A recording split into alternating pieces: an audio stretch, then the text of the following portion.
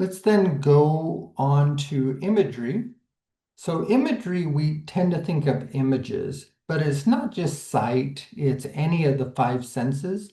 If a poem makes us see something or provides an image, that's imagery.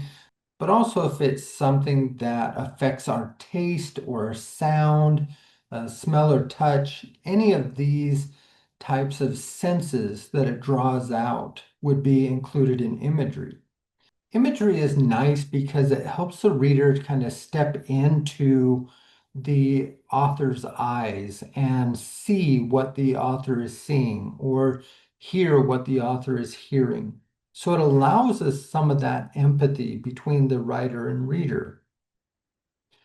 Imagery is also nice because we get some imagery type poems in which we don't really have this grand message or this argument that's being made. All we're getting is just an image to say, hey, here's something that I saw that was cool, or something that I felt that was cool.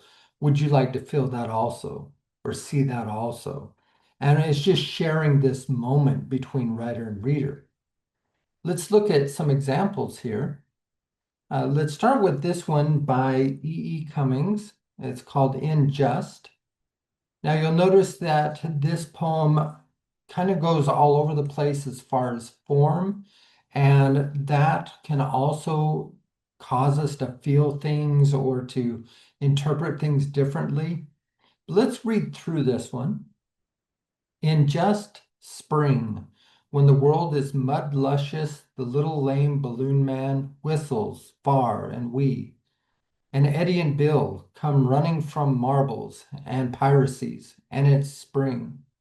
When the world is puddle wonderful, the queer old balloon man whistles far and wee. And Betty and Isabel come dancing from hopscotch and jump rope, and it's spring, and the goat-footed balloon man whistles far and wee. What are your impressions of this poem? We can get sounds, we can get sights, we might even get feelings here, tactile feelings, of touch. We look at certain phrases and the ways that they sound.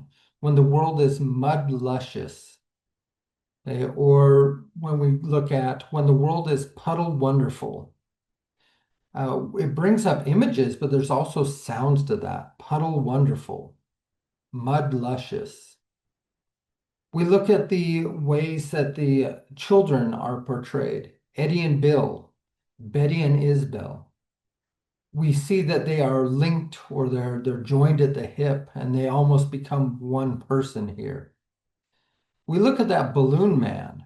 We see that he's lame. So he maybe has a limp or he's walking strangely. And then we see that the balloon man, queer old balloon man. So he's old, maybe odd looking. And then we get the goat-footed balloon man. Goat-footed, do we believe that he actually has goat feet? Or do we believe that maybe he walks so strangely that it's like he's walking on goat's feet? If he does have goat feet, maybe we could think of maybe some fantasy illusions of who this man is, maybe some type of piper drawing in the kids. We see things that the kids are doing, marbles and piracies for the boys, hopscotch and jump rope for the girls. And we're just looking at the ways that this sounds, the images it's bringing up.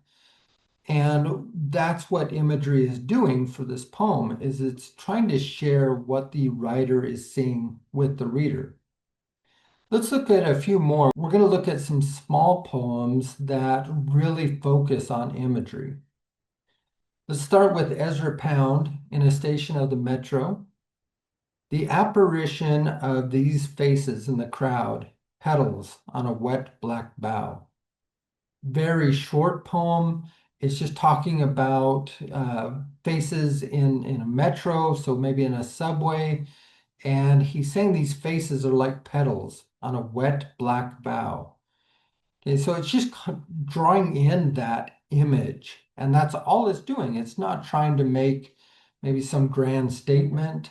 You can derive meaning out of this. And I'm sure if you go online, there are people who have found interpretations of this poem and maybe what it means. But for me, I just like that image that it's creating. Let's turn to the next one, William Carlos Williams, The Red Wheelbarrow.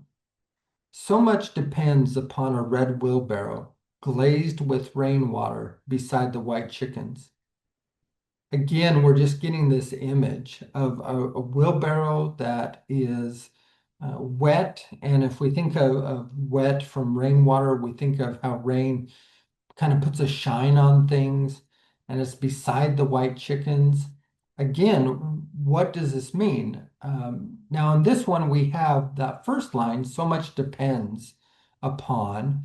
And so we can see that this is a utilized wheelbarrow, and there are chores or things associated with it. But really, what we're working for here is that imagery.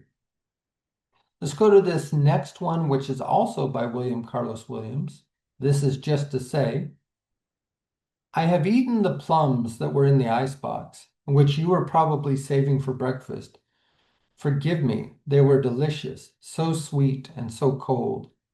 So this one, we're getting some taste, we're getting maybe some sight here, but we're really focusing on that image that this person couldn't resist them because they were so sweet, so cold, delicious. Again, we're looking at the imagery, plums that were in the icebox. We're just looking at that sight, we're looking at that image. And we might take this and say, okay, they were in the ice box, that represents this, or we look at the similes and metaphors that we had earlier and try to find symbolism here. But really, what's neat about these poems is they just create this image for us. Again, hopefully you enjoyed these poems. Go through them and reread them a few times. Just see how they make you feel and how they maybe use metaphor, simile, or imagery to enhance the poem.